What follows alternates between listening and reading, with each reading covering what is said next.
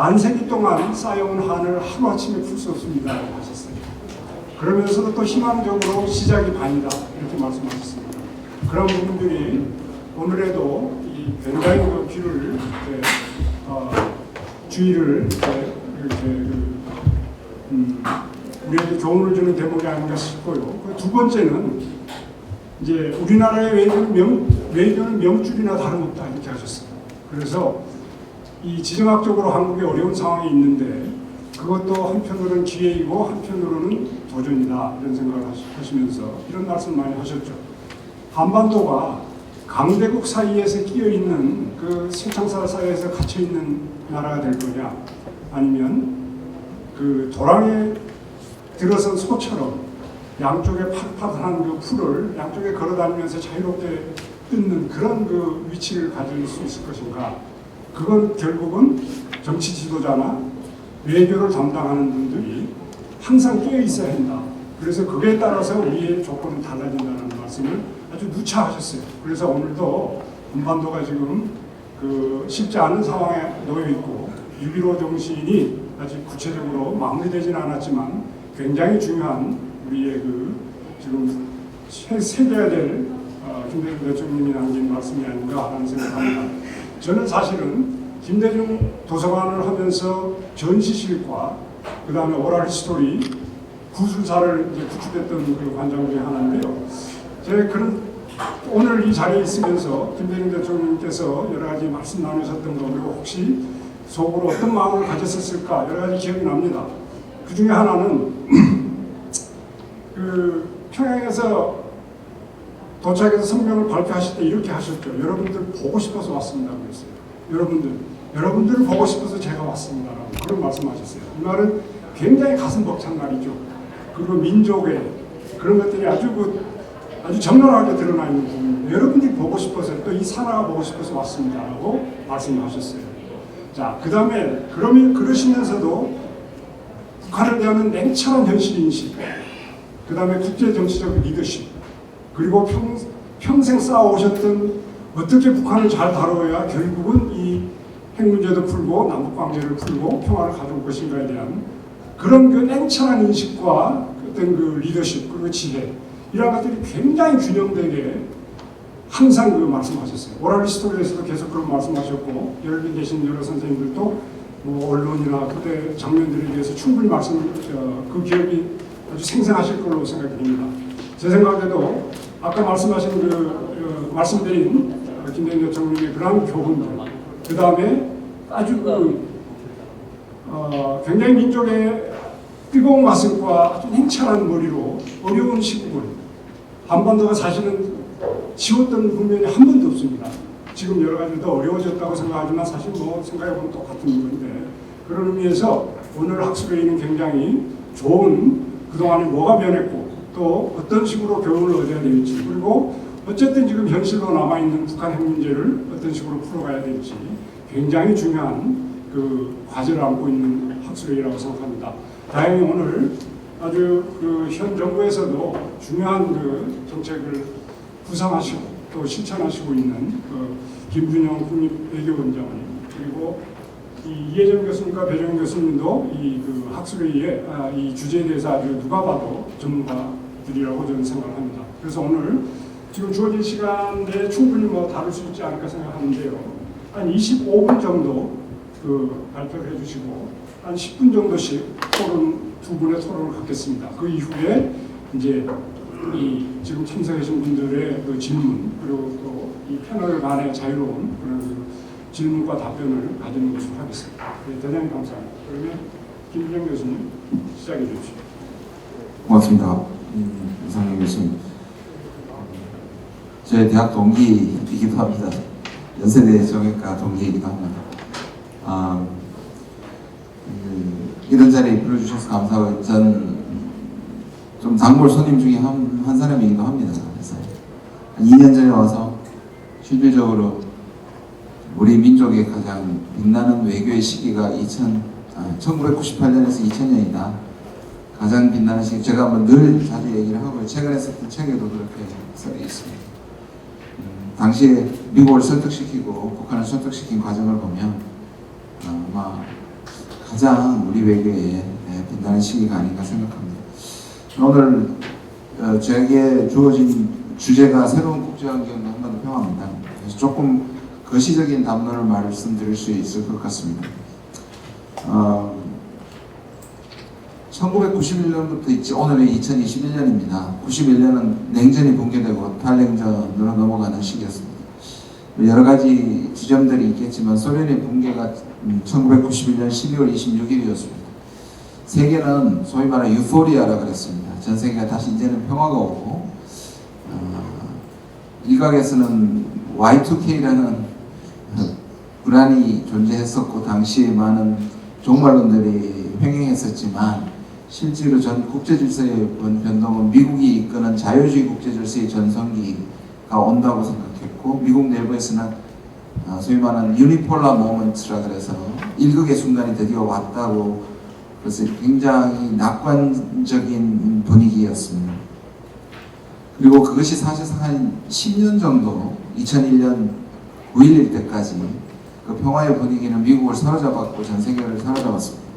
소위 말하는 신자유주의는 세계화나 지구화, 그 글로벌리제이션이라고 얘기하는 하나의 현상으로 집중되면서 세계는 함께 협력하고, 특히 유럽은 국가 통합까지 얘기하는 그러한 낙관론이 실천적으로 이루어지는 질서처럼 보였습니다. 그런데 2001년 9.11을 겪은 미국은 그간의 소위 말하는 평화의 배당금이라는 부분으로 미국이 평화의 협력의 질서로 가기보다는 다시 대외 정책의 군사력을 투사하고, 그 다음에 테러리즘에 대한 배후를 얘기하면서 이라크와 아프간 전쟁을 하게 되고, 그 다음에 세계의 악의 축의 국가를 말하고 7개의 깡패 국가를 말하면서 소위 말하는 레짐 체인지와 다시 그 이전에 탈냉전이 평화가 아니라 오히려 다시 군사력과 각자도생과 그러한 국가의 힘의 투사가 일어나는 질서로 돌아가는 듯한 모습을 보이게 됩니다. 그래서 이 30년간의 소위 말하는 메가 트렌드라고 얘기하는 것은 세계화나 지구화나 국가 협력이나 국제 가버넌스의 힘은 약화가 되고, 반대로 파편화라든지 각자도생이라는 민족주의, 지정학의 부활 같은 것들은 세지는, 이 두 가지 주로가 충돌하면서도 과거의 어떤 자유주의 국제 질서는 약화가 되고, 그다음 민족주의와 지정학이 부활되는 것은 강해집니다. 사실 많은 흠결에도 불구하고 2차 대전 이후에 미국이 유지했던 질서는 일종의 정당성을 근거로 하고 있습니다. 그 정당성의 근거는 세 가지인데요. 하나는 민주주의고, 두 번째는 자본주의 또는 자유무역입니다. 세 번째는 미국이 안보라는 공공재를 제시하는 팍스 아메리카나의 세 가지 형태입니다. 그런데 이 30년간에 이 세 가지는 기본적으로 뿌리채 흔들리는 것을 봅니다. 민주주의는 실제적으로 역사적으로 가장 많은 국가들이 자유로운 선거를 통해서 정권을 교체해 왔는데요. 하는 현상인데, 그러나 선거 당선 이후에는 권위주의와 소위 말하는 강경 지도자들, 스트롱맨들에 의한 그러한 것들이 전 세계화가 되고 있습니다. 과거에는 그것이 제3세계나 아시아, 아프리카, 남미의 특징이었지만 지금 세계를 돌아보면 트럼프를 포함해서 푸틴, 아베 스가를 포함해서 실질적으로 그러한 스트롱맨들이 지배하는, 그래서 사실 시카고의 유명한 셔버스키라는 민주주의 학자는 민주주의가 선거 이후에 권위주의하는 것을 막을 수 있는 메커니즘의 취약성을 보인다. 그것을 정당화하는 말이라는 우려스러운 얘기를 하기도 했었습니다. 자본주의와 자유무역은 신자유주의의 폐해라고 할 수 있을 것 같습니다. 토마 피케티가 얘기하고 있는 빈부의 격차는 이제 더 이상 개발도상국만의 문제가 아니라 이것 역시 전 세계 문제가 되면서 자본주의의 정당성, 신자유의 정당성을 도전받고 있습니다. 세 번째, 팍스 아메리카나는 결국 중국의 도전입니다. 근데 이 세 가지 민주주의, 자본주의, 팍스 아메리카나가 다른 대안으로 또는 다른 질서로 넘어가기 전에 사실상 떠오르는 새로운 질서가 없거나 또는 그것이 쉽게 승부가 나지 않는다는 부분입니다. 민주주의가 이렇다고 해서 중국이 얘기하는 중국 체제의 위상을 우리가 받아들일 수 없는 부분인데, 그러나 실질적으로 민주주의는 훼손되고 있습니다. 자본주의 역시 다시 사회주의로 가거나 또는 다른 방식의 복지나 이런 것들이 확실한 대안이 없는 상황에서 이 민주주의를 어떻게 회복하느냐의 문제가 쉽지 않습니다. 미중 대결에는 승부에 관계없이 미국이 중국을 확실히 압도하기도 힘들고 중국이 미국을 추월하기도 힘들고, 또는 미국과 중국이 콘도미니엄 시기에 협력적 질서를 가져가기도 힘들어 보입니다. 지난 30년간의 어떤 두 가지의 큰 싸움이 다른 질서로 이양되기보다는 혼재하고 어느 쪽으로 갈 수 없는 미래에 대한 불안감이 앞으로의 30년을 저는 지배할 수도 있다. 우리는 그것을 뉴노멀이라고 부르기도 하고, 또한 트럼피즘이나 유럽의 브렉시트가 가져왔던 일종의 포스트 트루스의 세계에서 탈진실의 세계로 가고 있다는 진단에 고개를 끄덕이게 만듭니다. 사실 말씀드린 30년의 메가 트렌드의 끝부분에 우리에 대한 두 가지 중요한 테스트가 있었습니다. 저는 그건 하나는 트럼프의 등장 또는 트럼피즘이라고 볼 수 있고요. 다른 하나는 코로나 팬데믹이라고 생각하는데, 이게 왜 테스트냐 하면, 트럼피즘은 자유주의 국제 질서를 만들고 운영해온 미국에 의해서 그것을 버리고 국가주의 또는 각자 도생으로 가겠다는 선언을 미국에서 한 거기 때문입니다. 그것이 2016년에 등장해서 2020년간 지난 30년간의 메가 트렌드를 오히려 촉진하는 역할을 했던 것이 트럼프였고요. 2020년 대선은 바이든이 미국이 돌아왔다고 정상으로 돌아가겠다는 바이든의 독트린은 지난 30년 전에 있었던 자유주의 국제 질서의 재건을 상징하는 것이 바이든이고요. 30년 동안의 각자 도생과 민족주의, 국가의 이기주의를 상징하는 사람이 트럼프였다면, 이것은 미국의 선택이기도 하지만 전 세계를 향해서 어느 길로 갈 것이냐 하는 데는 두 세력의 충돌이라고 저는 봅니다. 바이든이 승리함으로써 일종의 그 30년의 메가트렌드 일종의 브레이크를 걸었다고 생각합니다. 그러나 과연 바이든의 4년 또는 바이든의 8년이 이 거대한 질서를 유턴할 것이냐, 거기에 대해서는 저는 의문이 많고 오히려 부정적인 측면이 좀 많습니다. 미국 내부에서도 바이든을 혹평하는 사람들, 우려하는 사람 지금까지 꽤 잘 가고 있지만, 그리고 트럼프가 그런 질서를 촉매하면서 미국의 이익을 챙겨왔던 것에 비하면 미국뿐만 아니라 전 세계는 다양한 상대적으로 다양한 일이지만, 그 역시 중국 대륙이나 미국이 이제 거대한 프레임을 벗어나는 것이 가능해 보이지 않습니다. 그래서 혹자들은 이렇게 얘기합니다. 바이든은 아들 부시죠. 부시 2.0이 되거나 또는 카드의 2.0이 될 것이다 라고 표현합니다. 부시 2.0가 의미하는 것은 아까 말씀드렸던 세계 악의 축과 7개의 깡패 국가들의 레짐 체인지를 추구하고 했지만 하나도 성공하지 못했던 부시의 닥트린을 얘기하는 것이고요. 카트는 가치나 민주주의나 인권을 얘기하면서 실질적으로 하나도 바꿔내지 못한 카트의 재판이 될 것이라는 경고이기도 합니다. 물론 지나친 혹평이긴 하지만 그럴 가능성이 저는 충분하다기보다는 얼마든지 있다고 생각을 합니다.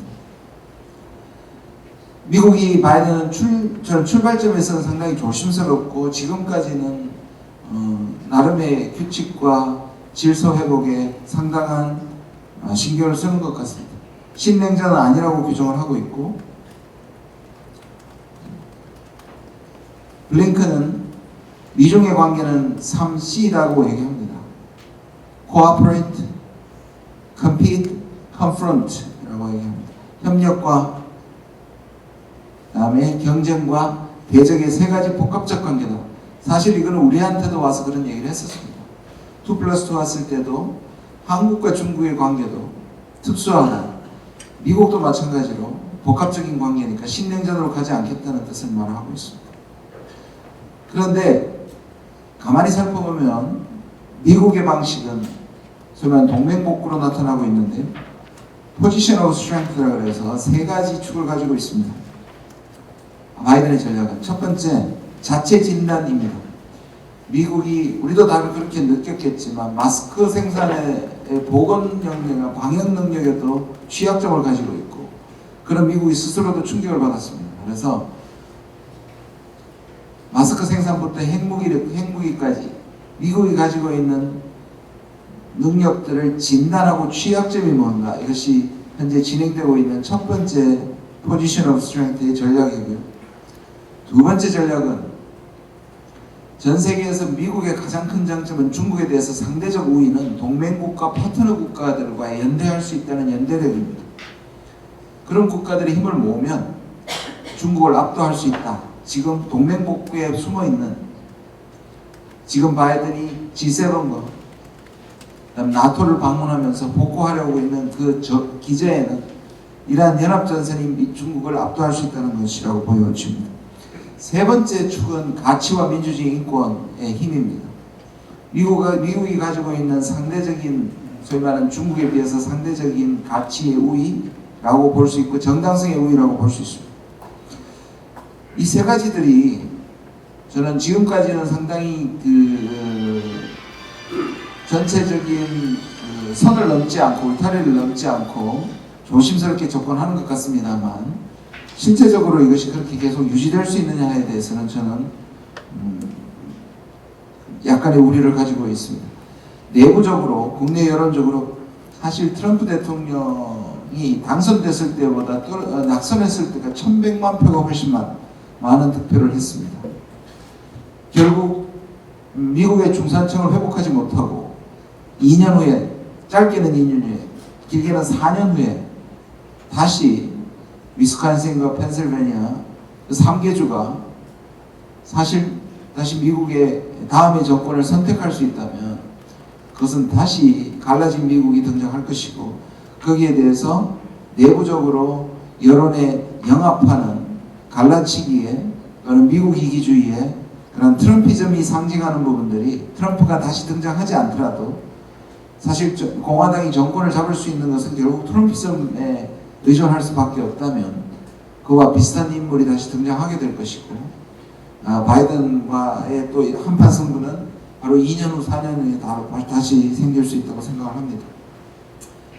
최근의 움직임을 보고 말씀을 드리겠습니다. 한미 정상회담, 미국이 지금 만들려고 하는 것들을 보면 한미일의 구도를 굉장히 만들려고 하고 있습니다. 물론 내부에는 한미일 동맹까지 가야 된다고 얘기하는 군부들의 압박도 존재하고요. 그리고 실질적으로는 신정력으로 안 가지 말자고자 하는 얘기들이 있지만 그리고 실용적인 접근을 하고 있는 주장하는 것이 지금의 바이든의 초기의 정부의 특성이긴 하지만 내부적으로 이 기회에 바이든의 실용적인 지금 이끌고 있는 블링컨이나 설리반이나 바이든 자신은 중국의 반칙 행위 정도만 체크해도 얼마든지 중국을 따돌릴 수 있고 미국의 질서가 계속 갈 수 있다고 주장하지만 내부에 있는 다른 세력들은 그것만으로 부족하고 중국을 완전히 제압하거나 중국을 전방위 공격해서 중국을 봉쇄해야 된다는 것이 여전히 목소리로 사라져 있고 이 시점에서 저는 군부의 움직임을 좀 주목합니다. 사실 국무부가 지금까지는 미국의 국방부와 또는 전 세계에 흩어져 있는 야전사령관, 한미연합사 사령관을 포함해서요, 태평양, 그다음에 중동, 유럽의 사령관들을 어느 정도 제어하고 있지만 이들의 생각은 많이 다른 것 같습니다. 특히 한미일 동맹으로 가야 하고 나토를 묶어야 하고 사실 중국을 봉쇄해야 된다는 분에서 실용성을 넘어서 중국을 힘으로 제압해야 된다는 기본적인 생각을 가지고 있기 때문에 이들 사이에서 그래서 정권이 넘어가지 않더라도 공화당에 내부에 서로 다른 세계관과 전략관을 가지고 있는 충돌이 저는 일어날 수 있다고 생각합니다. 그렇게 보면 이것이 한반도를 바라보고 아시아를 바라보는 것이 현재까지 나타난 바이든의 동맹 복구보다는 훨씬 더 넘어서는 어떤 상황이 벌어질 수 있다는 부분입니다. 한미 정상회담에서 나타났는데요. 굉장히 이렇게 기브 앤 테이크가 확실했던 정상회담이 있을까 하는 정도의 주고받기가 이루어졌다고 저는 생각합니다. 한반도 평화에 관해서는 한국의 손을 들어줬다면 판문점이나 싱가포르를 주인하는 부분이죠. 그러나 동시에 중국에 대한 부분에서는 물론 우리의 저항에 의해서 중국이 적시되지 않았고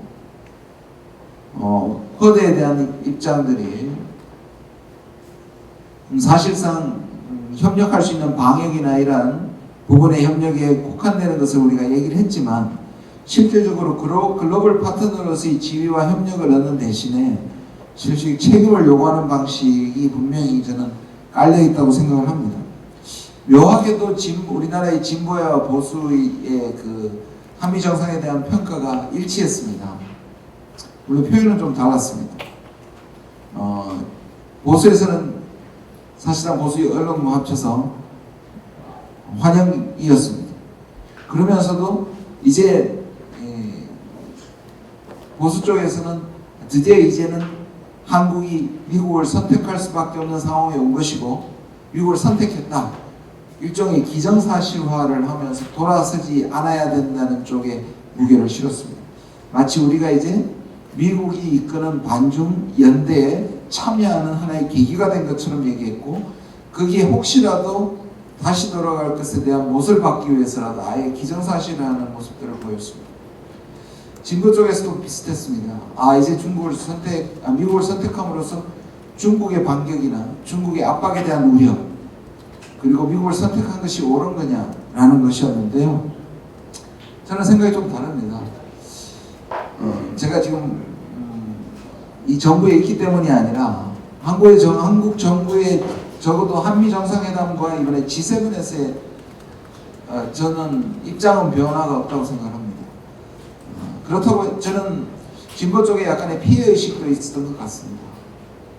사실 우리가 다양하고 미국에 매달리지 않고 우리의 외교를 다변화하면서 우리의 입지와 국력들을 가지면서 동시에 책임을 요구받는 부분을 지나치게 과거에 제가 사실 제 책에도 이명박 정부와 박근혜 정부의 소위 말하는 전략 동맹, 한미 전략 동맹이 얼마나 미국의 전략에 끌려갈 수 있는 일종의 entrapment, 연루의 위험을 가진 아주 위험한 거라고 제가 비판하고 있지만 실질적으로 우리가 가지고 있는 외교력과 국력을 생각했을 때는 더 이상 미룰 수 없는 책임의 부분이 분명히 존재한다고 생각합니다.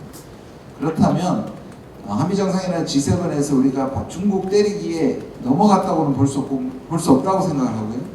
넘어가서는 안 된다고 저는 생각을 합니다.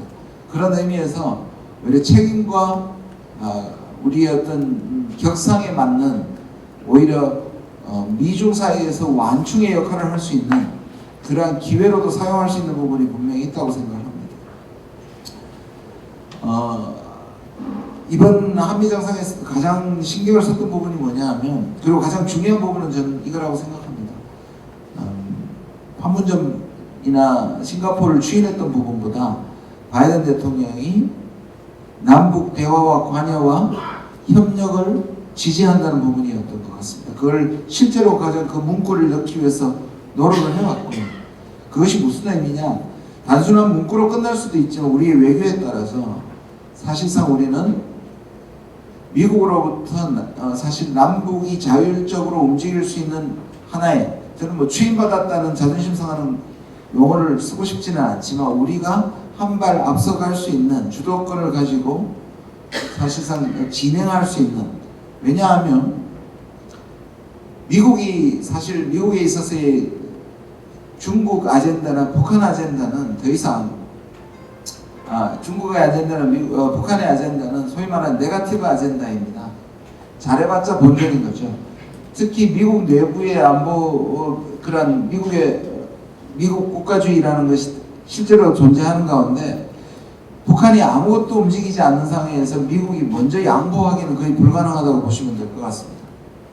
그렇기 때문에 한미 정상회담도 그렇고 G7도 그렇고 바이든 정부의 북한에 대한 대북 정책도 그렇고 원칙은 있지만 소위 말하는 긴급성 볼 수가 없습니다. 불쏘시개라든지 북한을 이끌어낼 수 있는 유인책은 보이지 않는 것이 사실입니다.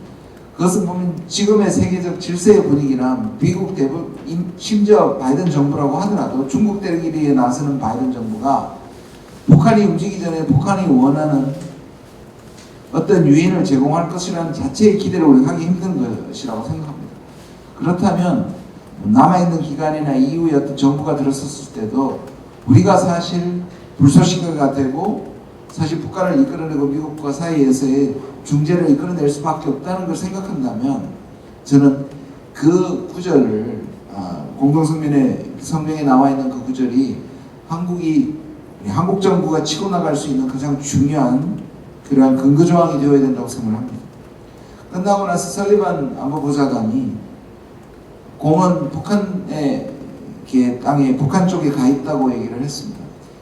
미국 사람들이 늘 쓰는 별로 나쁜 버릇의 표현 중에 하나라고 저는 생각합니다.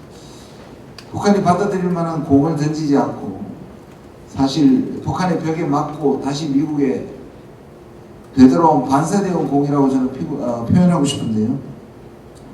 결국 이 볼을 가지고 북미가 그리고 남북이 할 수 있도록 저는 이 볼을 가지고 한국이 움직여야 된다 이렇게 생각을 합니다. 결국 지금 G7에서 이런 것들이 분명히 더 나와 있습니다. 우리는 초청국으로 갔습니다. 근데 과거의 초청국과는 전혀 다른 의미를 갖고 있다고 저는 생각합니다. 우리가 2008년, 2009년에 초청됐을 때는 13개국 또는 20개국과 함께 초청이 됐습니다. 이번에 초청된 국가들을 보면 대륙별로 안배가 됐을 뿐만 아니라 실제적으로 가치의 문제나 실력의 문제에 있어서 우리는 이것이 어느 방향으로 갈지는 모르겠지만 G7이 G10이나 G11 또는 G7의 형태를 계속 가더라도 그 정도의 위치에서 아마 참여하게 될 것이라고 저는 생각을 합니다. 오히려 이 G7의 국가의 공동성명에는 중국 대리가 분명해 보입니다.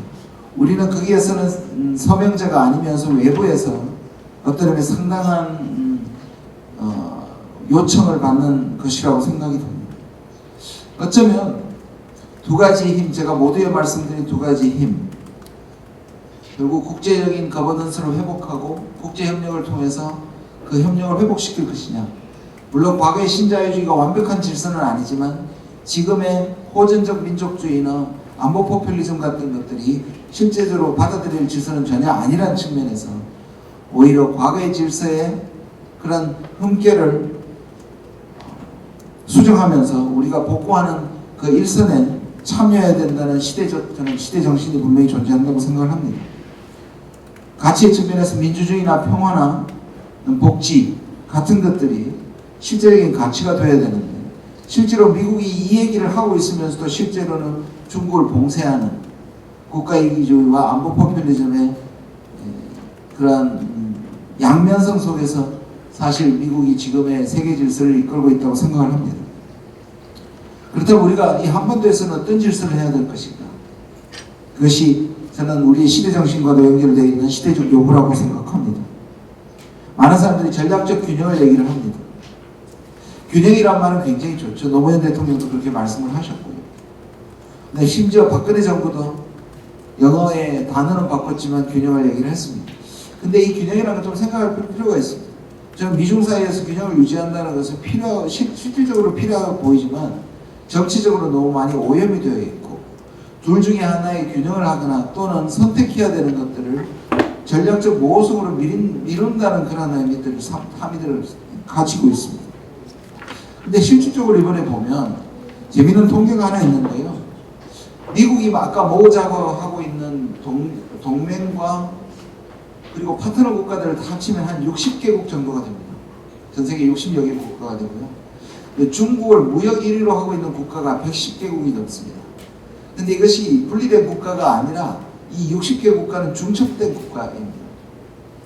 이 말은 우리만 미중 사이에서 끼어 있는 것이 아니고 전 세계가 사실은 미중 사이에 끼었다고 할 수 있고요.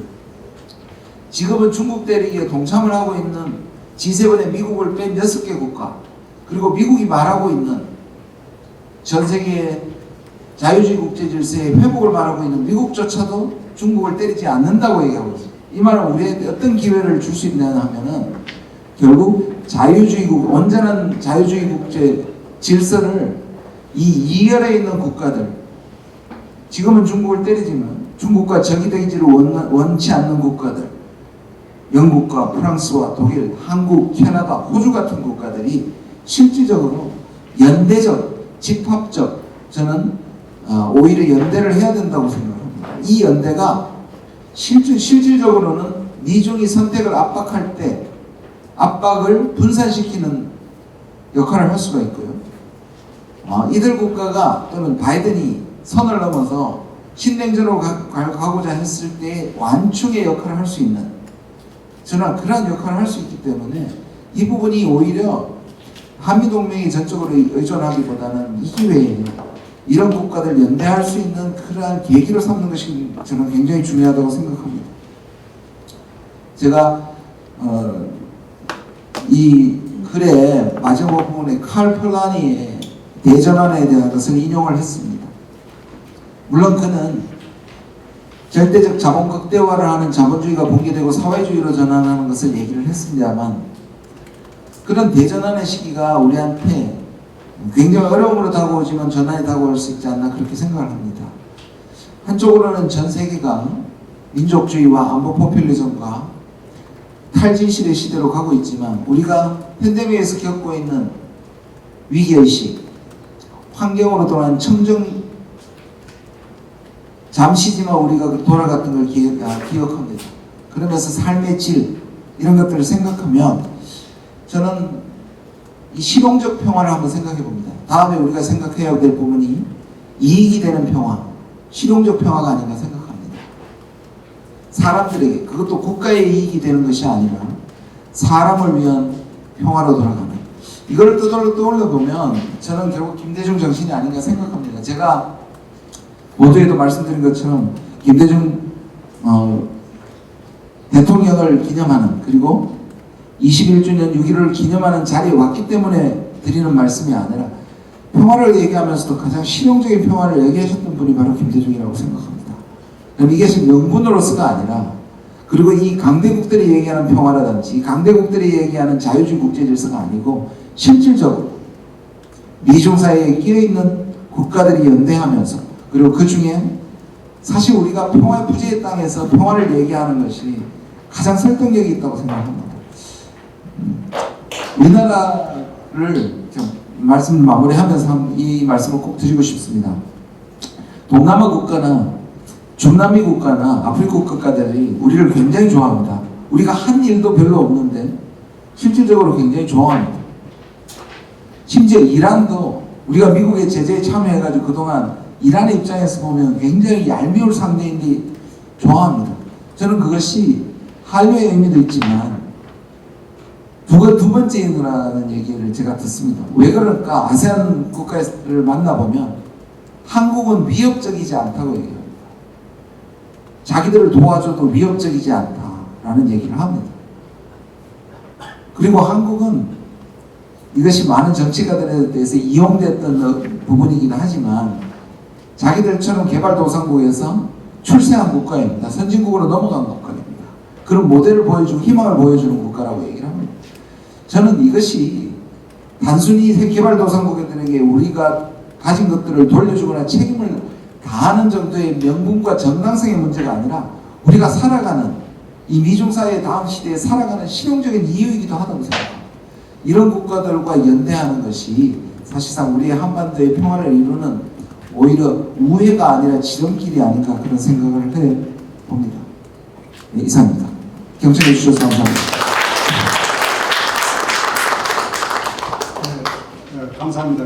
김준영 원장님께서 최근의 국제 환경에 대한 새로운 해석, 재미있는 해석, 그리고 결국은 남북 관계의 공도 오히려 우리한테 온 게 아닌가라는 그런 현실적인 판단, 그러면서 실용적 평화, 이게 오히려 새롭게 우리가 돌파구를 마련할 수 있는 길이 아니지 않나, 이런 재미있는 말씀을 해주셨습니다. 그러면 발표 순서대로 이혜정 교수님께서 먼저 10분 동안 이 발표문과 발표 내용에 대해서 코멘트를 시작해 주십시오.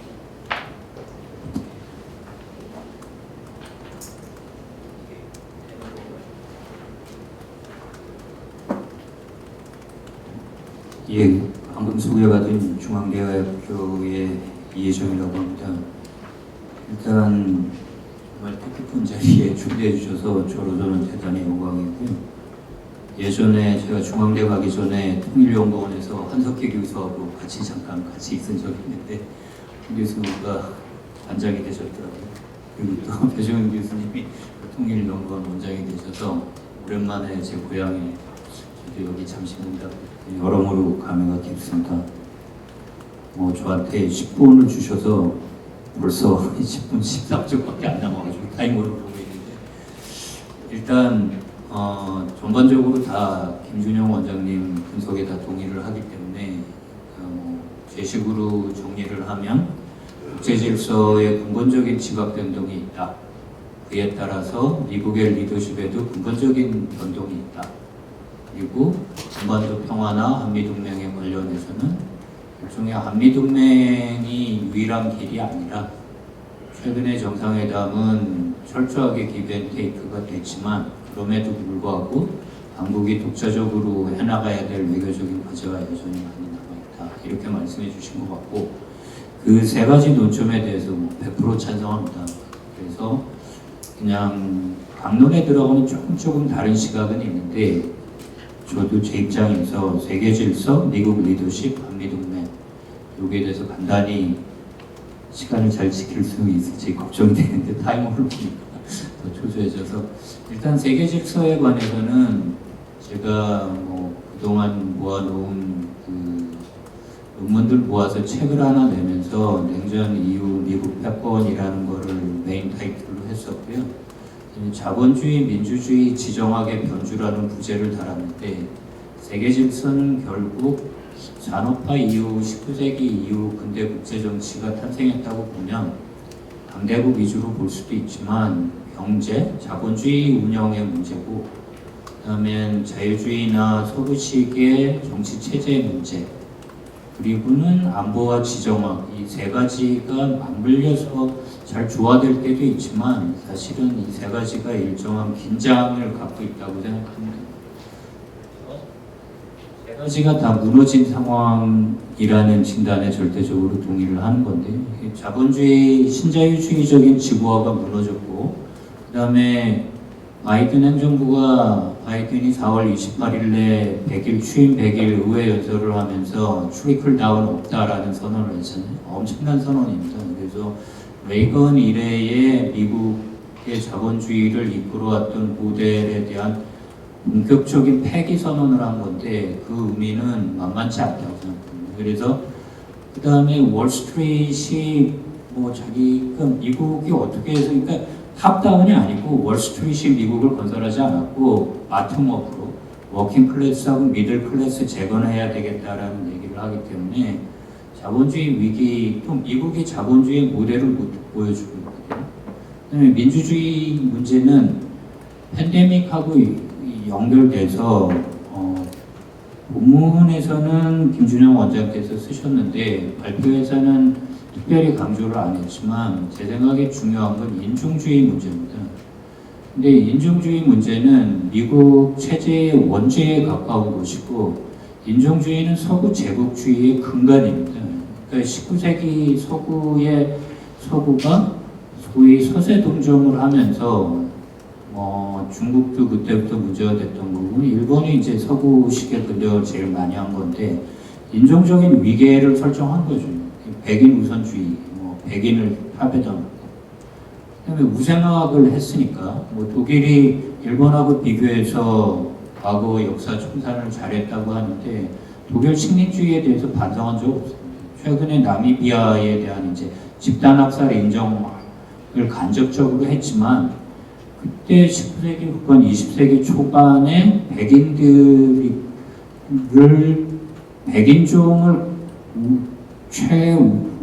그러니까 위계에 두는 이 서구 제국주의가 한 여러 가지 작업 중에 하나가 전우택 선생님 다음부터 계시지만 우생학인데 골을 모으는 식민지에 가서 다 머리 따고 골대로 다 수입해가지고 특히 독일 사람들이 이걸 많이 했어요. 그래서 이 미국 안에서 조지 플로이드가 죽으면서 흑인 목숨, 생명이 소중하다, 블랙 라이브스 매러가 나온 그 역사적인 함의가 국가가 어디까지 가냐면 단순하게 미국 안에서 남북전쟁 이후에 있었던 그 백인 우월주의자들의 동상을 끌어내리는 것. 윌슨도 인종차별주의자이기 때문에 프린스턴 대학에서 윌슨 스쿨을 바꾸죠. 윌슨 이름을 내린 겁니다.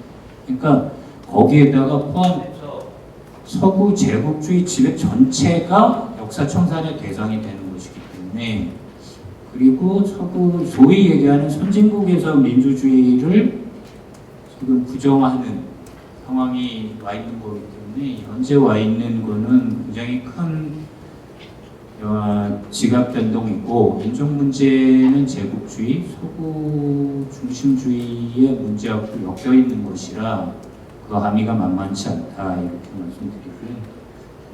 바이든에 대해서는 5분이 안 남아가지고 바이든은 트럼프를 계승하고 있다고 생각합니다. 그러니까 트럼프는 제식으로는 트럼프가 등장했을 때 트럼프는 트럼프 우선주의, 백인 우선주의, 미국 우선주의 세 개다라고 제가 나름 지적 저작권을 갖고 있는 세 가지 표현이 있는데, 일반적으로 미국 우선주의는 뭐 경제적 민족주의 플러스 고립주의 아니면 일방주의 뭐 많이 알려져 있는 거고, 트럼프라는 일종의 셀럽 유명 인사가 정치인으로 발돋움한 거는 오바마의 이제 대한 공격이죠. 출생을 미국에서 안 했다는 인종주의적인 반발입니다. 그래서 백인 우선주의가 트럼프주의의 그 핵심이라고 본 거고, 또 하나는 트럼프라는 아웃사이더를 공화당이 전당대회에서 전혀 통제하지 못했기 때문에 직접적으로 트럼프가 그 공화당의 견제를 깰 수 있었던 건 기득권이 날라간 거예요. 그러니까 굉장히 민중주의적인 요소, 반권위주의, 그러니까 권위주의적인 리더십으로 기성 질서 전반을 깨는 트럼프 우선주의, 그러니까 정치 질서가 깨진 거고, 사회 문화적인 인종적인 정체성이 깨진 거고, 경제적으로 불평등 때문에 미국 사회가 깨진 거고, 이 세 가지 위기의 결과로 트럼프가 나왔다고 본 거고, 트럼프가 대외 정책에서 가장 큰 쇼크는 뭐냐면, 그러니까 미국이 패권을 하려면 전 세계를 안정화시키거나 뭐 민주주의를 관리하거나 자본주의를 관리하거나 하는 것이 두 개의 이익 조화가 된다는 원칙이 있는 거죠. 미국 사람들에게 실제 이익이 된다. 이건 이제 제 얘기가 아니라 예치카가 20년의 위기에서 했던 영국적인 질서, 19세기적인 질서가 무너졌는데 19세기적인 질서의 핵심적인 철학 아니면 그 정당한 논리는 하모니 오브 인트레스트다. 영국의 지배가 뭐 국제사회의 지배다. 이런 건데, 이 이익 조화가 미국에다가 생각을 해보면 두 가지가 있는 거예요. 미국 중산층의 이익이 주한미군을 갖다 놓는 거에 이익이 된다. 나토를 하는 거에 WTO를 하는 게 실제 미국 사람들의 이익이다. 라는 내부적인 이익 조화가 하나 있고, 미국의 힘을 가지고 미국이 국제제도를 운영하고 미국식 체제를 전 세계에 전파하는 게 한국 너네들한테도 이익이다. 동맹과 파트너, 국제사회에도 이익이다. 대외적인 이익 조화 두 가지가 있는데, 이 두 가지를 다 깨버린 게 트럼프의 효과고, 바이든은 여기에서 무엇을 하고 있느냐?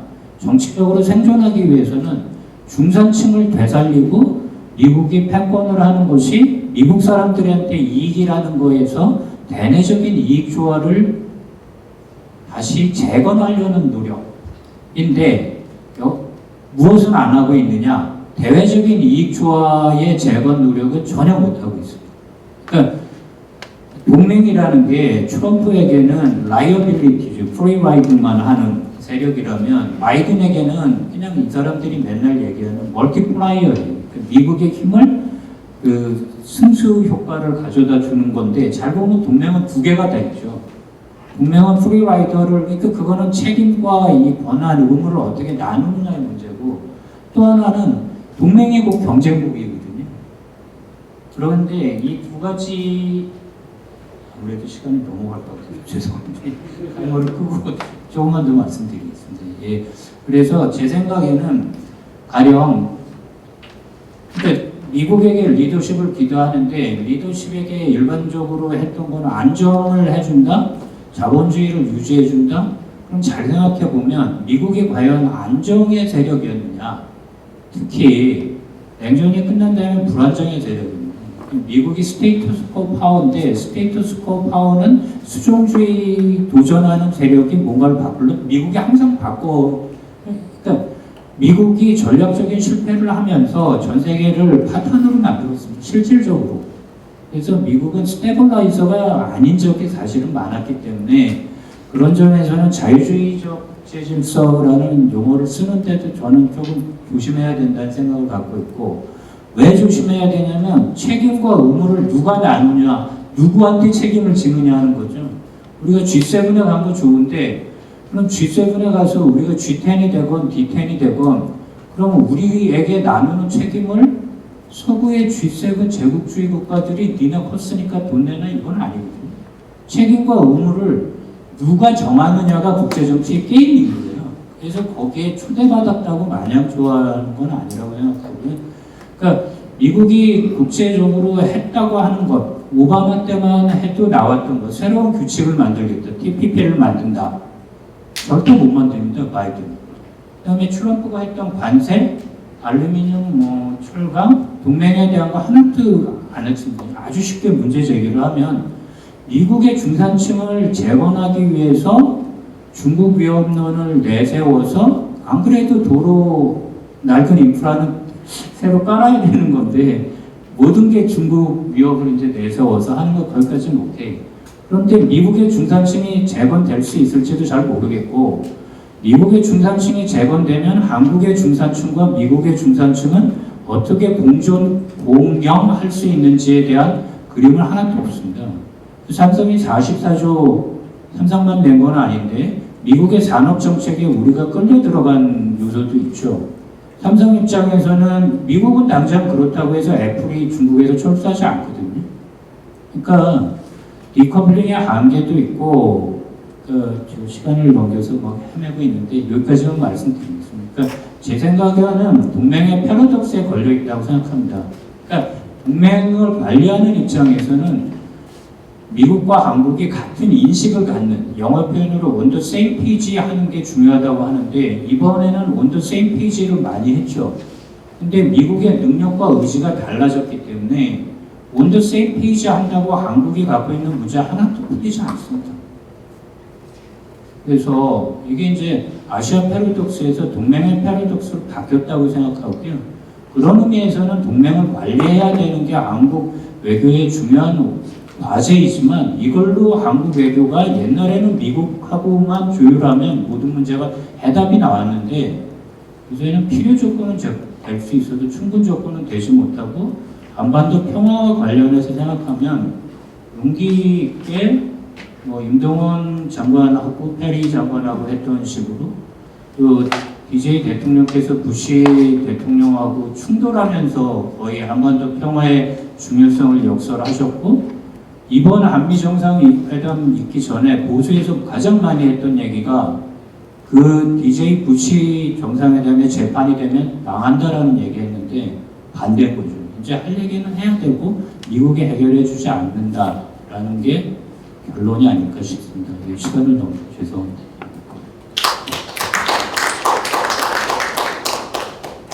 네, 감사합니다. 이혜정 교수님께서 이 자본주의 그리고 민주주의 그 다음에 한미 동맹에 대한 또 재미있는 해석을 해주셨습니다. 그리고 개념상의 문제로서 자유주의란 말도 한미 동맹과 관련해서 그렇게 우리가 예전처럼 쉽게 써서는 안 된다라는 좀 어떤 철학적 비판도 있게 됐고요. 결국은 우리의 전략에서 중요하다. 이건 처음 발표하신 김준영 원장님하고 인맥상통한 것 같습니다. 대단히 잘 들었고요. 그 다음에 배종윤 교수님 부탁드립니다. 예, 사실 이렇게 21주년 기념식에 이렇게 저희들만 앉는 게 조금 낫습니다. 저희가 이 6.15 정상회담 4주년 기념식을 처음으로 이제 이렇게 행사를 크게 했었고 그때 김대중 대통령과 노무현 대통령 두 분 다 참석을 하셨던 것 같아요. 북쪽에서도 원동현 비롯해서 많이 내려와서 아주 재밌었습니다. 근데 그때 했던 회의 자료 저는 아직도 수업 자료로 쓰거든요.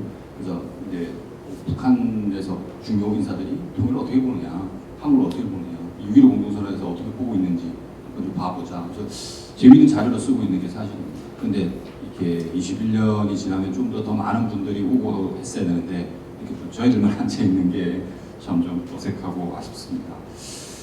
자, 오늘 제가 발표 내용에 대해서는 김준영 원장님 발표 내용에 대해서 뭐 크게 제가 이견을 달 내용은 없어 보입니다. 근데 이혜준 교수님처럼 제가 세 꼭지 중에 한 2가지 정도는 좀 간단히 좀 말씀을 드리겠습니다.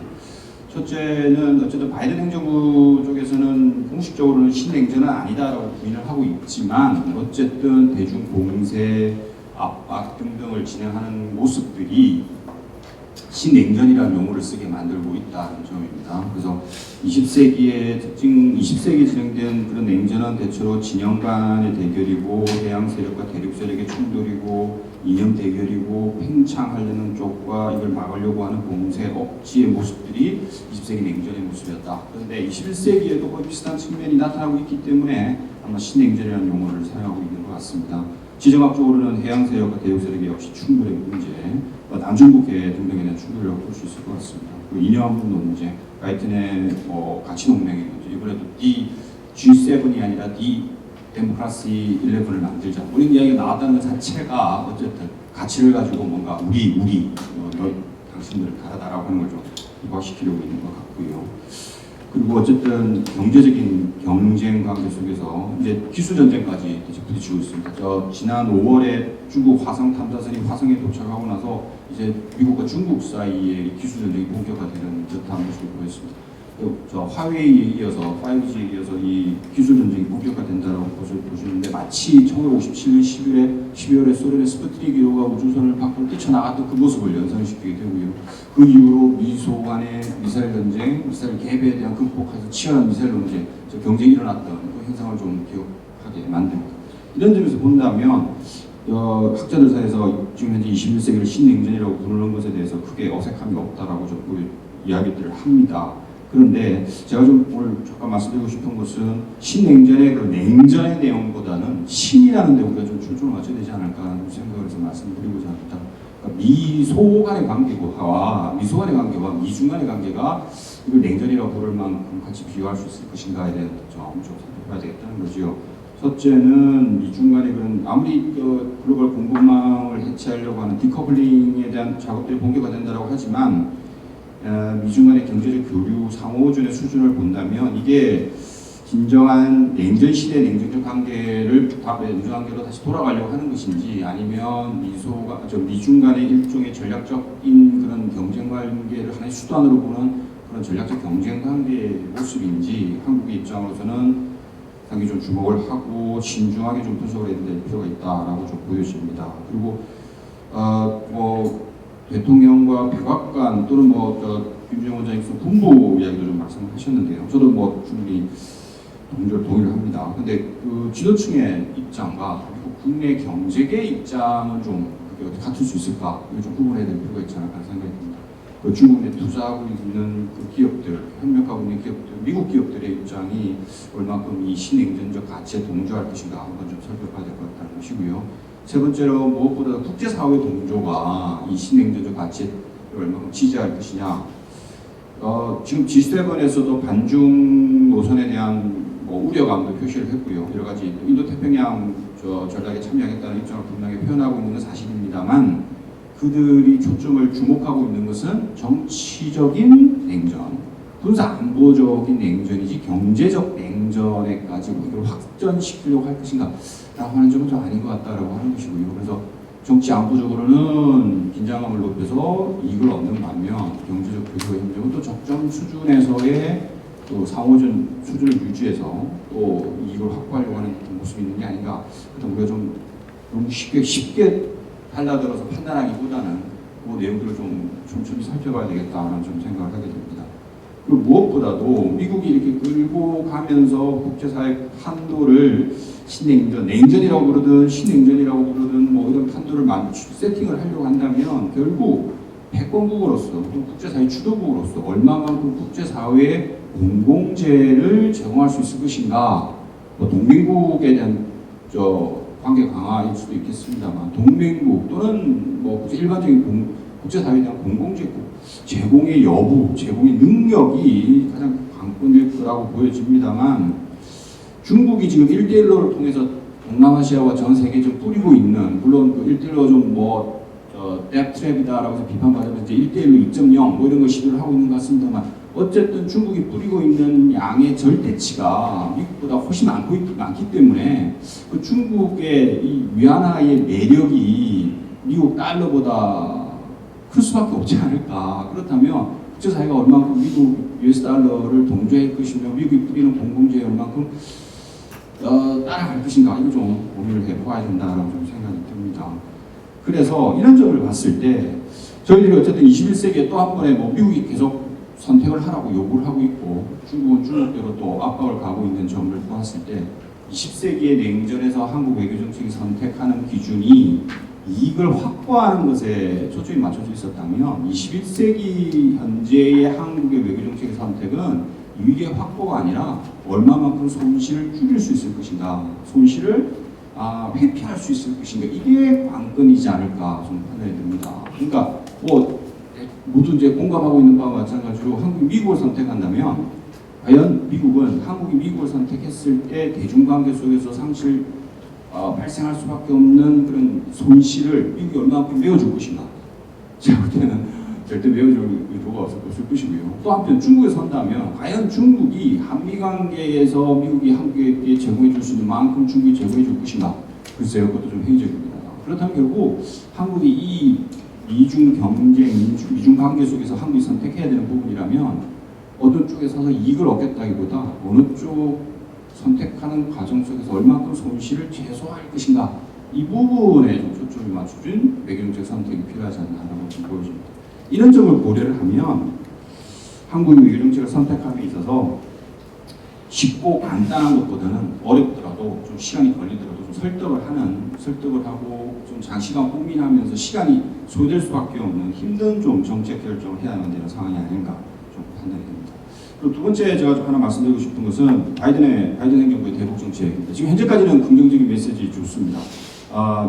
리뷰 새로 나왔다고 하면서 대화 이야기하고요, 좋습니다. 그리고 저 성김 대북 특사 임명했고요. 그 성김이라는 인물의 캐릭터를 본다면 상당히 좀 만족스러운 인사다라고 볼 수 있을 겁니다. 그리고 세 번째는 지금까지는 CBID라는 용어를 사용하는 것을 좀 자제하고 있는 듯한 인상입니다. 물론 뭐 원칙적으로는 그런 게 필요하다라고 이야기를 하지만 그게 뭔가 단순한 협상 노선이다라고 강력하게 보고 있는 것 같지는 않아 보입니다. 지금까지는. 그래서 본다면 북한도 뭔가 협상할 수 있는 여지를 좀 갖고 있는 듯하고요. 그리고 무엇보다 관심 있는 것은 북한에 관심을 갖고 있다는 게 저는 굉장히 긍정적으로 봅니다. 지난 4월 28일 상하원 합동연설에서 바이든 대통령이 북한 굉장히 위협이다, 북한 위협이 심각하다라고 이야기를 합니다. 저는 이 이야기 발언이 있었다 그러게 저는 굉장히 긍정적으로 봤습니다. 관심이 있구나. 그렇다면 뭔가 액션을 취할 것이고, 그럼 뭔가 액션을 취하면 북한도 화답할 수밖에 없을 것이고, 그러다 보면 뭔가 행동이 나올 거다라고 하는 것인데, 그래서 긍정적으로 봅니다. 그런데 문제는 아까도 김준영 원장님도 잠깐 지적했습니다만 공이 평양에 넘어갔다. 이거 좀 불안합니다. 평양은 안 받으래. 그 무슨 공이냐, 우리 너무 보지도 못했다라고 하는 입장인데, 제가 좀 걱정이 되는 게 이 과정에서 북한의 좀 딜레마를 어떻게 우리가 좀 도와줘야 될까, 이 부분에 좀 주목해야 될 것 같다는 생각이 드는데, 북한이 또 마찬가지고 한국도 마찬가지입니다만 어쨌든 북핵 문제 해결하려면 미국의 관심이 필요합니다. 근데 미국의 관심이 북한이 탑 프리올리티는 아닌 건 확실하고요. 이란도 있고요. 지금 코로나 사태도 있고요. 그다음에 이스라엘도 있고, 지금 미국이 북한에 관심을 쏟을 만한 여력이 그렇게 높지 않아 보입니다. 근데 문제는 미국의 관심을 끌려면 북한은 그럼 어떻게 할까? 지금 해왔던 방법이 있습니다. 핵실험을 하든지 미사일을 쏘든지. 이러면 미국의 관심을 확실하게 끄는데 그 순간 협상의 그 기회는 날릴 것이고.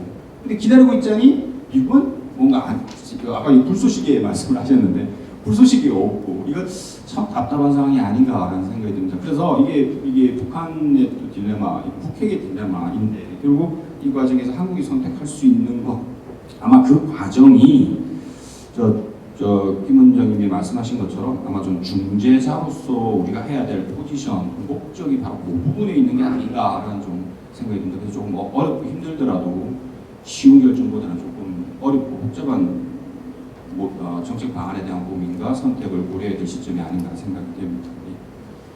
네, 감사합니다. 감사합니다. 배종훈 교수님께서는 주로 미국이 선택할 수 있는 선택지의 어떤 그 어려움 속에서 북한이 또 어떤 대응을 할 것인지, 거기에 대한 또 우리의 대응은 무엇인지, 이런 거에 대한 좀 구체적인 말씀을 해주셨습니다. 아마 지금 이 자리에 계신 모든 분들도 도대체 향후에 우리가 어떻게 해야 될 것인지, 오늘의 국제정세에 대한 그 결론은 결국 우리가 잘해야 된다, 우리한테 패는 넘어왔다, 뭐 이런 얘기 아니겠어요? 그래서 그러면 어떻게 할까? 이런 논의에 지금 가장 관심이 있을 거로 생각합니다. 그러면 어떤 처방을 내려서 앞으로 어떻게 그동안에 어떤 뭐 실패한 게 있으면 반복하지 말아야 되고, 또 더 어려운 이런 환경에 얼마나 더 좋은 전략으로 우리가 헤쳐나갈 것인지, 그게 사실 중요한 그 관심사가 되지 않을까라는 생각이 듭니다. 그래서 지금 시간이 한 20분이 채 덜 남았는데요.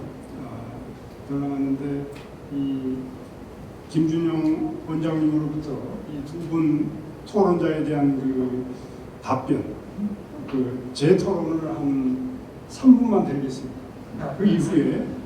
그 이후에 도대체 그동안의 남북 관계가 아주 잘 풀릴 것처럼 보였는데 갑자기 이렇게 된 이유가 뭘까?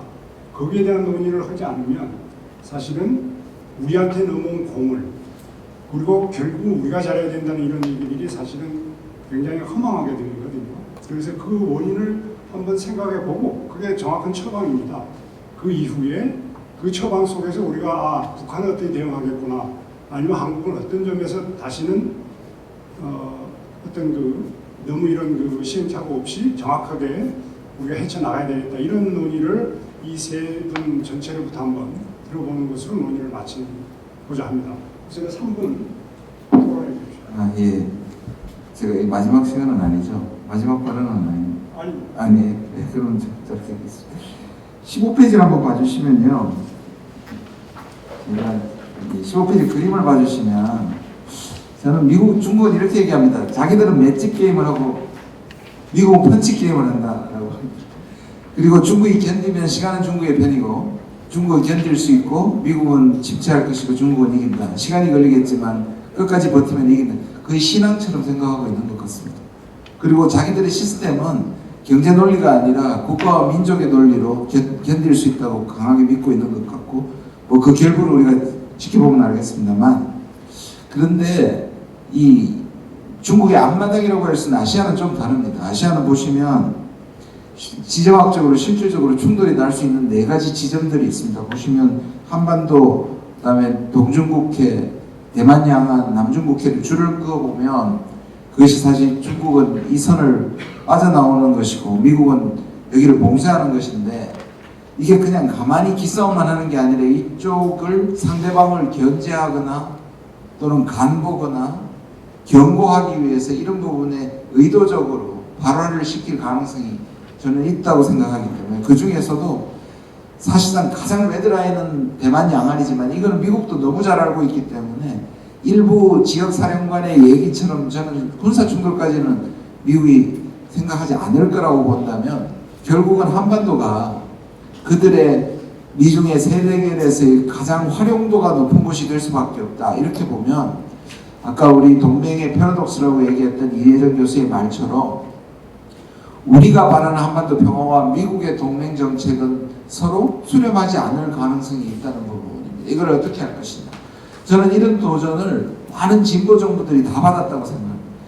진보 정부는 마치 저는 그렇게 표현하는데 좋은 글씨처럼 오히려 안보를 더 강조해야 되고 한미동맹을 더 강조해야만 국내적으로 살아남을 수 있다는 강한 소위 말하는 코끼리를 생각할 수밖에 없는 프레임에 스스로 빠져 있다고 생각합니다. 그래서 북한하고 대화하면서 우리는 국방비를 가장 많이 늘렸다, 첨단 무기를 자랑하고 이러면서 이 2가지 모습을 실질적으로 보여줬고, 그것이 자기 모순에 빠지는 경우가 굉장히 많았거든요. 그래서 제가 아까 말씀드린 것처럼 다음의 시대 정신은 이런 동맹을 넘어서는 평화를 누가 오히려 그것을 쥐고 나가서 미국을 관리하고 미국과 이익이 수렴하지 않을 때는 우리 평화를 우선하는 그런 과감한 정책이 없이는 다시 그 프레임에 다시 빠질 수밖에 없다고 생각합니다. 결론적으로 말씀드리면 이 단청선에서 우리가 미중 대결의 활용도를 낮추는 방법은 적어도 남북이 평화공조를 통해서 미중이 이것이 이용하지 못하게 만드는 거의 사활적 저는 정책이라고 생각합니다. 자, 그러면 다시 토론에 들어가기 전에요. 이 플로어에서 꼭 그 질문하시고 싶은 분이 계시면 아주 짧게 말씀해 주시면 대답드리겠습니다. 네, 네, 말씀해 주십시오. 네, 김성희 장관님. 예.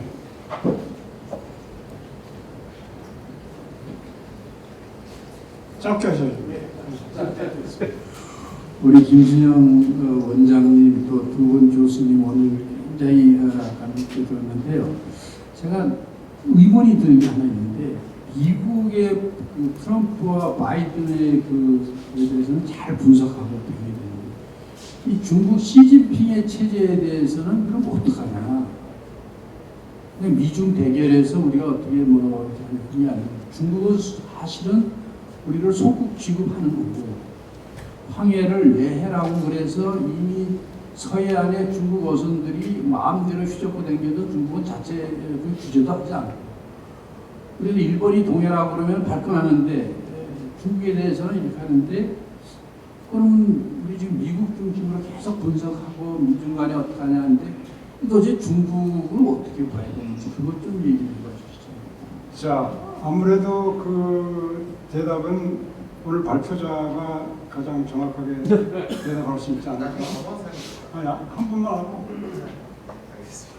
질문은 플로어에서 질문 한 분만 받는 것으로 하겠습니다. 지금 시간이 타이트합니다. 지금 할까요? 네, 하세요. 또 굉장히 중요한 질문 하셨습니다. 제가 지금 오늘도 제가 쓴 영원한 동맹이라는 역설 때문에 지금 엄마 부대가 매주 화요일 날 제 정문에 와서 민족의 반역자 김준영 물러나라 라고 매주 시위를 하고 있습니다.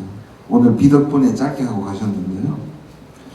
거기서 하는 얘기가 중에 이제 저한테 중국에 대해서는 아무 말 하지 못하고 미국에 대해서만 비판적이다라고 얘기하는데 제가 이렇게 얘기해요. 제가 미국을 전공하고 있기 때문입니다.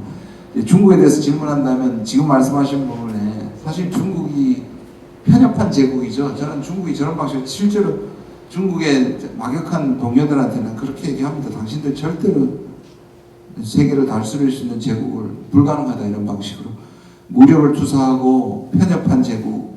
사실 우리를 둘러싸고 있는 일본을 포함해서 다 제국을 했던 국가들 미국조차도 사실 지금 다 편협 그 자체라고 볼 수 있는데요. 중국은 그런 방식으로 중국은 자기 함정에 저는 빠져 있다고 생각합니다. 내부적으로 빠른 시일 내에 이런 말이 좀 그렇습니다만 졸부처럼 실제로 미국 중국이 가지고 있는 그 문화유산이나 역사나 이런 거에 대한 주변의 관용과 포용을 가지고 있지 않은 방식의 권력 투사는 결국 저는 중국을 많은 국가들이 인정하는 그러한 방식의 저는 리더가 될 수가 없다고 생각을 하고요. 그런데 우리 입장에서는 뭐냐면 위협적인 겁니다. 미국은 그래도 그게 뭐 politically correct라고 하는 우리를 그렇게 마구잡이로 때리진 않죠. 트럼프가 일면을 보여주긴 했지만 중국은 대놓고 우리를 때리기 때문입니다. 근데 이거를 어떤 사람들은 그럼 우리가 미국을 편을 들어야 된다는데 우리가 중국에 기대고 있는 취약점으로 중국이 공격할 수 있는 거죠. 그래서 저는 이 정부의 모토긴 하지만 미국 한미동맹을 근간으로 하되 한중관계를 해치지 않는다는 게 숨은 뜻은 우리가 한중관계를 해쳤을 때 보복을 받기 때문입니다. 그래서 관리해야 할 대상이지 그것이 공경이거나 중국 편에 우리가 속국이는 의식 그는 저는 그렇게 가서는 안 될 뿐더러 그런 것은 아니라고 생각합니다. 자, 감사드립니다. 그러면 그 논의를 좁혀서요. 한 10분 정도 남았는데 현재 남북관계를 타개해 나가기 위한 그리고 오늘의 그 국제정세 변화의 판단에 근거해서 우리 역할이 가장 중요한데 어떻게 해야 될 것인가 이거에 대한 논의를 잠깐 하는 것으로 하겠습니다. 사실 현재 남북관계에 대해서는 정부도 그렇고 이걸 연구하는 학자들이나 하는 전문가 그룹도 그렇고 사실은 굉장히 곤혹스럽습니다. 하다 보면 아주 그 바라는 바만 그냥 계속 반복하고 또 현실은 전혀 더 어려운데 또 학자들 중에서도 뭔가 이렇게 연구에 고리가 안 생기기 때문에 개념상으로 뭔가 이렇게 설명하려고 아주 공색한 논의들을 해야만 되는, 그럼으로써 듣는 사람으로서는 굉장히 허전한, 그리고 국민들의 입장에서도 도저히 이게 뭐 어떻게 가는지 모르겠다고 쉽게 포기하게 되는 뭐 이런 현상이 계속 반복된다고 생각하는데, 어쨌든 지금 현재 국제 정세에서 다 세 분 다 공유할 수 있는 얘기는 결국 우리한테 공유 왔다. 그리고 미국이나 다른 강대국이 여러 가지 조건들이 변했지만 결국 우리한테 공유 왔기 때문에 결국 우리가 하기 나름이다. 이 논의거든요. 그래서 그런 차원에서 현재 남북 관계가 그렇게 이 정부에 들어서 좋았던 것처럼 보이는데 왜 이렇게 됐을까? 그럼 뭐 아무리 뭐라 해도 국제 정세가 있다고 해도 결국 남북 관계 문제고, 또 어떻게 보면 현재 이 정부를 이끌어가는 분들이 또 고민해야 될 문제고, 왜 우리의 문제이기 때문에 그렇죠. 이건 미국 국민 문제가 아니라 우리의 문제고, 우리 핵이 있을 경우에 또 우리의 그 여러 가지 그 위기를 해결해야 될 문제이기 때문에, 그래서 우리가 어떻게 해야 될지, 그리고 그런 국면에서 북한은 어떻게 나올지, 이 부분을 이 세 분께서 한 3분씩만 얘기하시면 뭐 결론 삼아서 이게 이 1세션이 잘 끝날 것 같습니다. 그러면 누구부터 먼저 하시나요? 우리 배정훈 교수님부터 먼저 하시나요? 네, 이렇게 그럼 거꾸로 하겠습니다. 예. 3분입니다. 예. 그 지금 이제 발표문에서 제가 잠깐 그냥 이야기를 하고 넘어갔는데, 어쨌든 저희들 중재자라는 개념, 그러니까 처음엔 문재인 정부 초기 운영자론이 나왔었고, 노무현 정부는 중재자, 균형자, 촉진자 이런 얘기들이 다 나왔던 부분이 있습니다. 근데 제가 이 한국이 어떤 역할을 할 것이냐에 대해서 이야기를 하는 것 자체가, 이거 중재자의 말은 맞는데, 중재자로서 이제 학술적으로 이게 중재자가 되려면 아비트레이트가 되든 노트레이트가 되든 어쨌든 그 역할이 가장 중요한 존재 중에 하나가 의지가 있어야 되고요. 그다음에 영향력을, 당사자들한테 영향력을 행사할 수 있는 능력이 있어야 되고, 무엇보다 중요한 거는 그 분쟁 당사자, 그러니까 협상하는 당사자들이 인정을 해줘야 됩니다. 그 중재자의 위상에 대해서. 그러니까 힘이 없고 능력이 없더라도 당사자들이 인정을 해주고 그 존재와 능력을 인정을 해주면 그게 유효하게 됩니다. 근데 그동안 우리 계속 떠들었지만 유효하지 않았습니다. 근데 하노이 회담을 전후해서는 북한이 인정해주는 듯 했습니다. 그러니까 판문점에서도 3자 회동하는 것도 가능을 했고요. 근데 문제가 이게 우리 속된 말로 중매를 잘 쓰면 술이 속자이지만, 이게 뭐가 잘못되면 빰이 속대라고, 지금 우리 딱 그 빰을 속대 맞는 꼴이 되어 버렸습니다. 사실은 북미 간의 협상의 문제인데, 이게 북한의 쪽의 생각은 한국이 중재를 잘못했기 때문에, 한국이 뭔가 북한을 속였기 때문에 우리 지도자가 베트남 하노이까지 기차를 타고 몇 박 며칠 갔다 와고 헛고생을 했다. 이게 결국은 그 덩터리가 다 지금 한국한테 쏠려 있는 이런 부분이다라고 하는 조언입니다. 그래서 갑자기 김여정이 우리 대통령한테 무지하게 험한 욕을 해대기 시작을 하는 것쯤이 아마 그 판단인 것은 미국을 공격하는 게 아니라 한국을 공격하기 시작한 거고, 그래서 그렇다고 본다면 그리고 이거 풀어나가는 데 있어서 한국이 중재자라는 컨셉, 중재자라는 역할 필요한데 그 중재자의 포인트를 어떤 역할을 가지고 중재를 할 것이냐라고 하는 점에 대해서는 한번 좀 고민을 해보아야 되겠다. 그러니까 북미 간의 협상의 내용, 타협이 될 수 있는 내용에 대한 중재가 아니라, 제가 아까 말씀드린 것처럼 북한의 신속성과 미국의 무관심으로부터 미국의 관심을 끌어내는 데 초점이 맞춰져 있는 중재자의 역할, 이게 좀 한국의 포인트를 조금 틀어서 주목을 한다면 앞으로 한 1년 채 안 남았습니다만 한 번 더 기회는 올 수 있지 않을까, 이렇게 생각을 합니다. 네, 그 다음에 이재명 교수님 부탁드립니다. 예, 유 교수님 말씀하신 한국의 문제라는 데 전적으로 동의를 하고, 그러면 답은 한국이 우리가 갖고 있는 외교적인 역량이 어디까지인지, 또 그 한계는 뭔지, 그러니까 아주 쉽게 얘기하면 비굴해서도 안 되고 장안해서도 안 되는, 이게 답이 아닐까 싶은데요. 남북관계에서는 북한이 남한에 대해서는 그 안보 딜레마의 근본 문제를 해결하라고 숙제를 준 거고, 미국에 대해서는 강대강 선대선으로 협상을 진행하겠다고 얘기를 했기 때문에, 그 맥락에서 보면 한반도, 그러니까 이게 한국의, 그러니까 중국의 무장 얘기는 많이 하는데, 제가 볼 때 동북아나 동아시아 한국 외교로 봐서 굉장히 중요한 변화는 한국의 부상입니다. 그러니까 한국이 일본에 비해서도 커졌고 남북 간의 국력 격차가 완전히 깨져버렸기 때문에 거기서 나오는 신중함은 없어졌어요.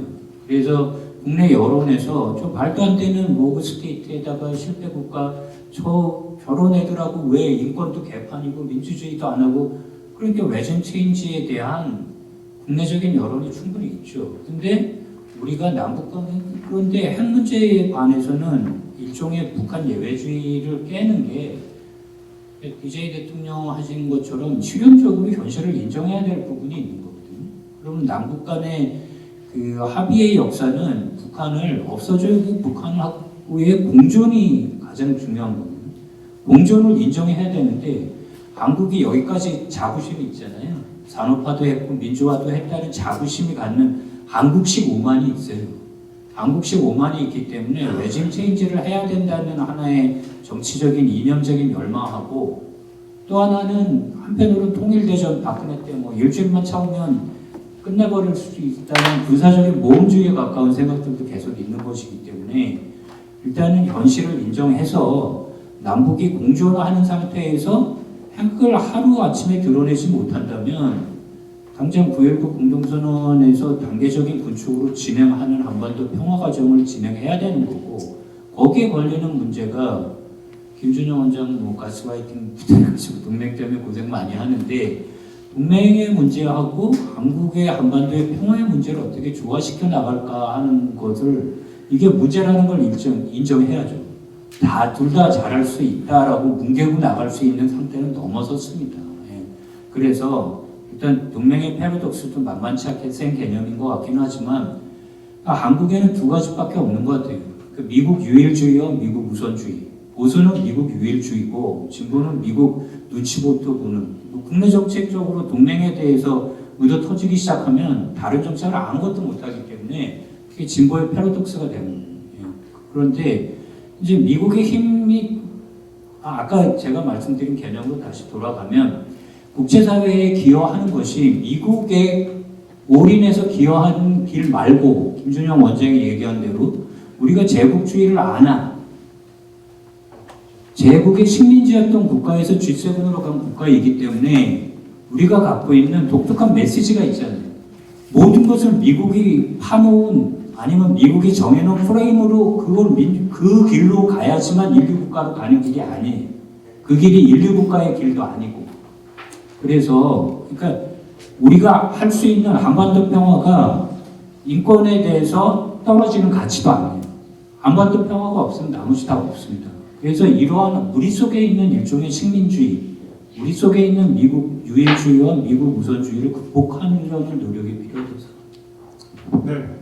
마지막으로 김준영 원장 부탁합니다. 네, 조금 전에 우리 이정 교수님 말씀 전적으로 동의를 하는데요. 저는 그래서 아까 국가를 위한 평화가 아니라 사람을 위한 평화를 생각하면 국가를 위한 평화면 군사적 모험주의나 우리가 북한의 레짐 체인지는 우리가 어떤 희생을 대해서라도 할 수 있는 일이고 해야 된다는 착각에 빠질 수 있는데 여기 사는 사람을 생각한다면 충돌이나 전쟁은 상상을 할 수 없기 때문에 평화는 실용적인 이유가 될 수밖에 저는 없다고 생각합니다. 그건 대원칙이 돼야 되고 그건 한미동맹도 그거 이상을 앞설 수 없다고 생각한다면 그런 뜻에서 제가 사실 그 책도 실용적으로 가야 된다는 뜻의 결론이었는데 그 용어 때문에 그렇게 된 것이거든요.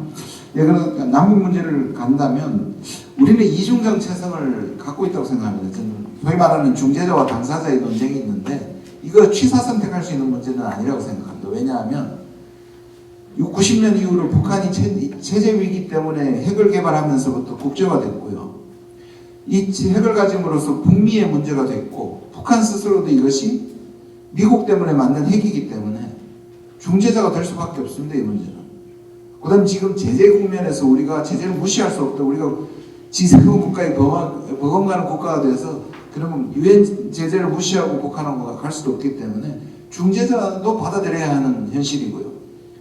당사자도 받아들여야 하는 현실인데 이 두 개가 시너지 효과를 이루어야 되는데 지금은 서로 발목을 잡고 있다고 생각합니다. 그렇다면 이 두 개를 조화스럽게 가야 돼. 그렇다면 우리가 한 발짝 정도 제재를 해치지 않고 구체적으로 말씀드리면 제재를 완화하고 예외를 만들어내는 것이 우리의 역할이라고 생각합니다. 제재는 안 건드릴 때 제재 예외에 대해서는 강력하게 미국을 설득시킬 수 있어야 하고 그 미국을 설득시키는 힘이 북한이 보기에는 중재자의 능력으로 보이고 그러면 한국을 통해서 사실 2018년에 북한이 나왔던 이유는 한국이 미국을 움직일 줄 알았기 때문입니다. 이거는 북한한테 잘 보이기 위함이 아니라 북한을 끌어내는 힘은 우리가 미국을 설득할 수 있는 힘에 달려있다면 결국 한 발자국 갈 수 있는 결단과 능력을 보여줄 수 있느냐가 이것을 타개할 수 있는 거라고 생각이 들고요. 한 가지만 더 말씀드리고 마치겠습니다. 저는 두고두고 하노이가 너무 안타까운데요. 다른 원인도 있지만 결국 하노이에 섰던 방법으로 돌아가야 된다. 바이든 정부는 그걸 받아들일 여지가 있다고 저는 봅니다. 우리 가기에 따라서. 왜냐하면 하노이가 바로 중간 단계였고 하노이가 JCPOA의 비슷한 모델입니다.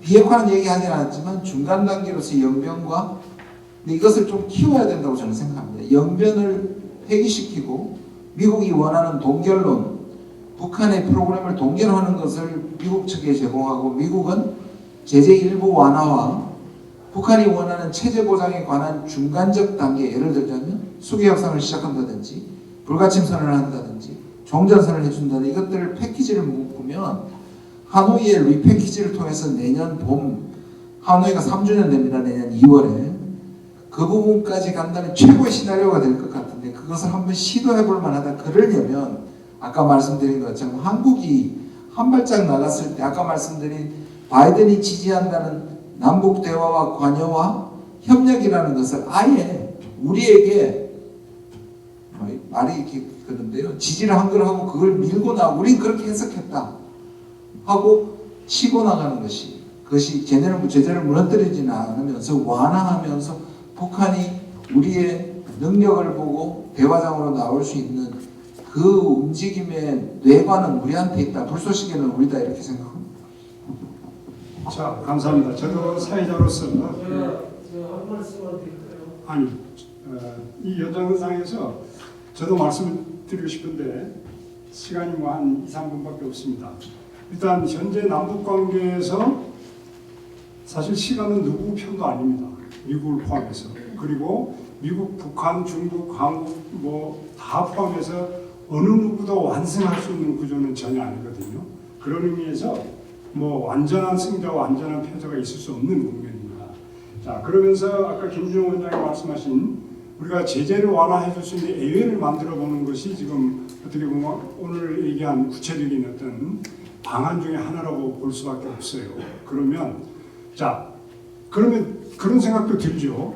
아까 그 김종원 원장께서 말씀하신 지금 한미 회담에서 바이든과의 한미 회담에서 남북 관계를 지지해줬다. 우리가 굉장히 많은 걸 얻어냈다. 이런 말씀인데 사실 조금만 발상을 바꾸면 미국도 지지하지 않을 수 없는 국면이 되면 됐다고 봅니다. 그게 우리가 설득해서 얻는 게 아니라 미국도 제발 당신들이 남북 관계 좀 해주면 우리가 조금 우리 숨통도 트이고 또 부담도 덜게 다른 방법이 없거든요. 그런 식으로 좀 해석하는 게 우리는 오히려 더 향후에 사실 트럼프 때도 할 수 있는 일이 있었습니다. 인도주의적인 협력 이거 충분히 할 수 있었는데 굉장히 소극적이었다는 아쉬움이 지금 남거든요. 이런 실수를 반복하지 않기 위해서 그러한 노력들이 좀 필요하지 않을까라는 저는 생각을 했습니다. 그런 의미에서 결국은 우리한테 주어진 역량, 아까 이혜준 교수님 말씀하신 또 한국이 또 커왔던 한국이 성장한 그런 그 역할들이 우리가 지정학적으로 오히려 더 기회 요인이 더 커질 수 있는 것도 있었기 때문에 그런 부분을 조금 더 진취적으로 생각해가지고 전략적으로 좀 얻어낼 건 얻어내고 우리가 이니시티브를 질 건 지고 그렇게 되면 아마 우리가 뭐 북한을 끌어내기 위해서 그런 게 아니라 북한도 사실은 자기들이 자유롭지 않아요. 시간도 자유롭지 않고 저 사람들도 더 지금 어려운 국면인데 이런 것들이 다 이렇게 복잡하게 얽히면서 뭔가 우리가 운이 따르면 아직 시간이 뭐 현 정부도 지금 우리가 비관할 것도 없고 낙관할 것도 없는데 시간상 그 당안에 뭐라도 더 이루어질 수도 있고 또 아니면 뭐 그냥 나갈 수도 있지만 우리가 뭐 이렇게 정확하게 예측할 수는 없습니다만은 그런 정도의 뭔가 틀을 계속 운영해 나가고 우리가 그 전략적 행동을 잘 취해 나간다면은 그래도 뭔가 새로운 돌파구들이 마련되지 않을까. 이런 것들이 사실은 김대중 대통령을 중심으로 해서 6.15 정상회담에서 했던 그런 논의들이 어떤 바탕은 살아있기 때문에 그걸 다시 복원시키는 거고, 또 김대중 대통령이 생각했던 그 국제정치적인 굉장히 현실주의적인 접근, 그러면서 치밀하게 고민하고, 그 다음에 정서적이고 감정적이지 않았고 어떤 냉철하게 접근했고, 이런 부분들이 다시 한번 되새겨봐야 될 문제가 아닌가 그런 생각을 합니다. 그래서 오늘 이 그 학술회의는 6.15 정신을 기반으로 해서 국제적으로 변화된 상황, 그리고 그게 오히려 더 우리가 더 역할이 더 커지게 된 상황, 여기서 더 전략적으로 잘해야 된다. 이런 그 뭔가 아직도 좀 허전함이 있지만 그래도 조금 이론적으로나 우리가 철학적으로 좀 생각해 볼 수 있는 정책적으로 그런 그 몇 가지 좋은 말씀들을 주셨다는 데에서 좀 의미를 찾게 됐습니다. 오늘 이 자리까지 계속 경청해 주신 참석자분들 그리고 발표해 주신 패널리스트 대단히 감사드립니다. 이것으로 마치겠습니다. 고맙습니다.